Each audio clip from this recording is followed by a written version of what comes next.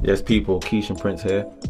In this video, I'm going to talk to you before you sign with an agency. These are the 7 things you must look out for. Number 1, if they're asking you to pay for the light bill and the energy prices, i.e., you need to pay money up front, you need to tell them to keep it moving.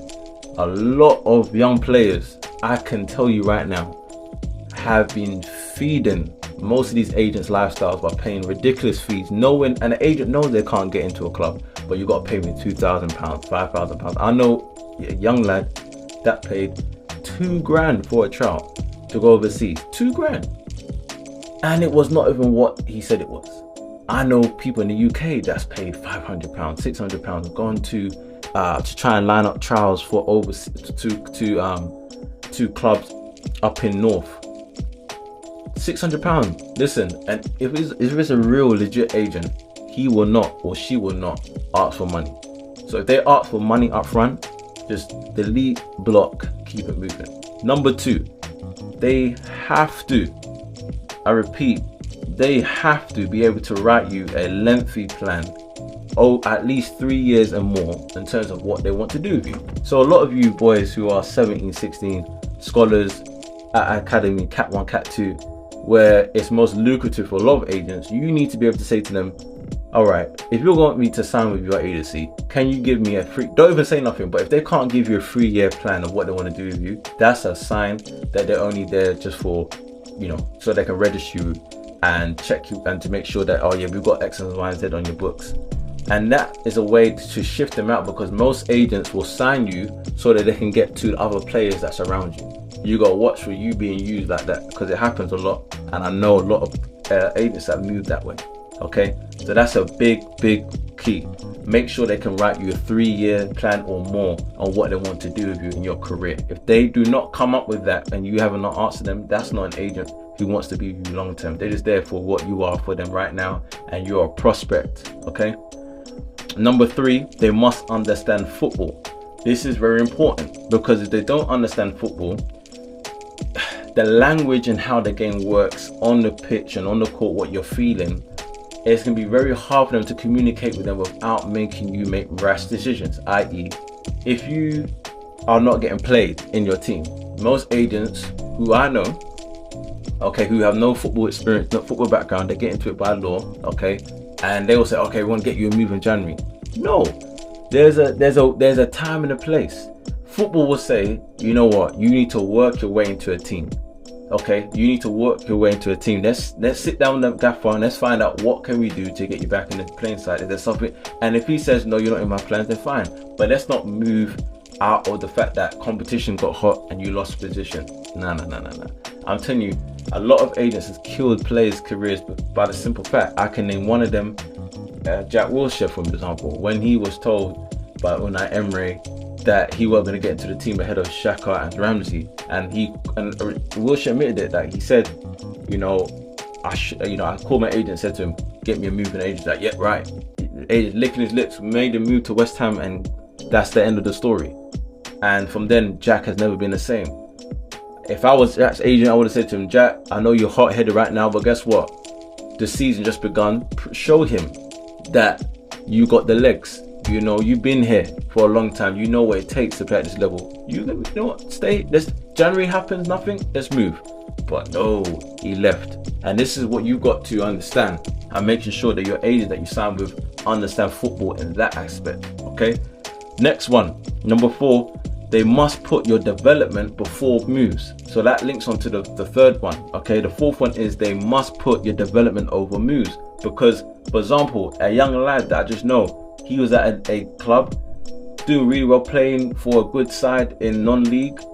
If he stayed playing there until January next season, 100% he would have been able to get a better move and be ready. Because he played a couple of good games, he signed with an agent, left the club, and now he's in a situation where he's not playing for a team regularly, but he's doing a training program. Listen, you cannot, I don't care how many days you train by yourself with your friends, it does not replicate game matches on a Saturday morning. Okay, does not do it, does not even come close. All right, so make sure your agent was able to put your development before your moves. If he's like, yeah, all right, you ask him, you move X, Y, and Z, or just do scenarios. Okay, if I was in this situation, Mr. Agent, what would you do? And you listen to what they say, because end of the day, you don't have to sign with them. You have to you basically are the one that makes the final decision. So these are the boxes that you must have, because end of the day, you can sign with somebody and you're stuck there for 2 years. Next one. Okay, number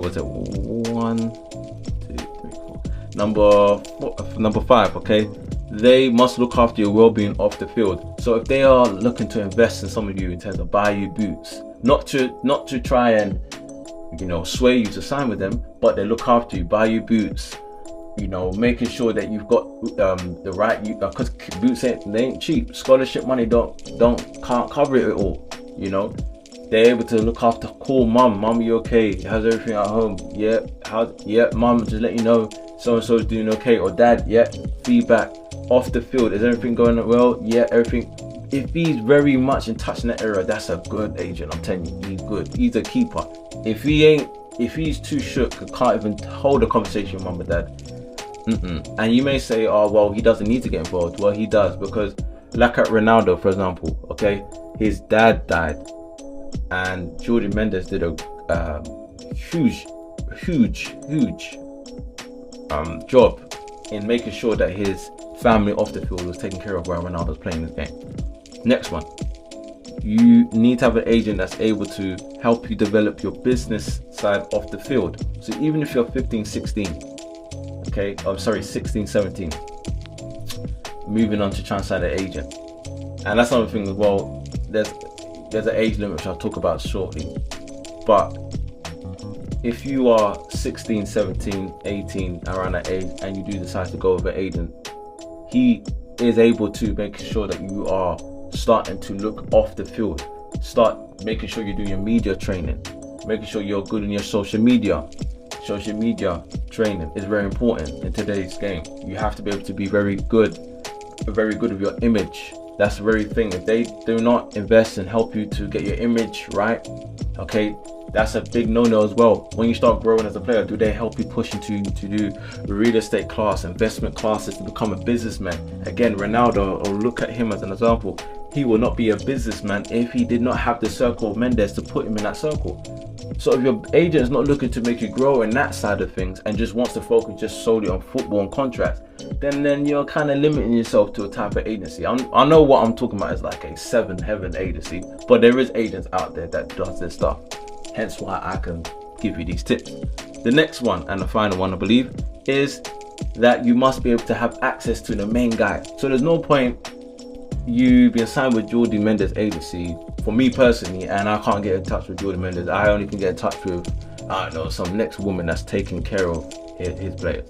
And that's why RIP Mino Raiola, okay, he was very much given the flowers by most of his players, because he kept in touch with all of them, all the big ones. He wasn't like, oh, okay, I want to deal with Pogba and Haaland, you other man, you deal with these two. No, he was very in touch. And some agencies that I know, they've got 50, 60 players on the books, and you don't even know who the main guy is. They'll mention the name in the meeting or the presentation, but you will never know who the main guy is. So all they see you as an asset. If your career drop off, that's it. I know a player, I'll give you one story before I leave. He got a move to Cyprus, goalkeeper, played for Oldham, for a big agency, very big agency, one of the biggest in the UK. He career started to drop off, and the brother ended up working for JD Sports in less than a year, for 6 months.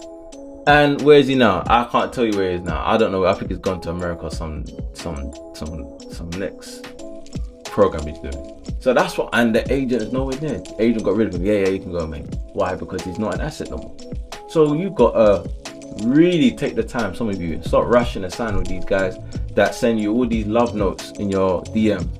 You need to write these 7 things down, speak with your mum and dad and say, listen, X, Y, Z. And I can talk from experience, because I've been as a player where I've had agents mess me up, and I don't want to see another message in my WhatsApp where somebody gets the same treatment. Okay, so let me know in the comments what you feel. If you have any questions, you're free to message me and let me know. Let's go.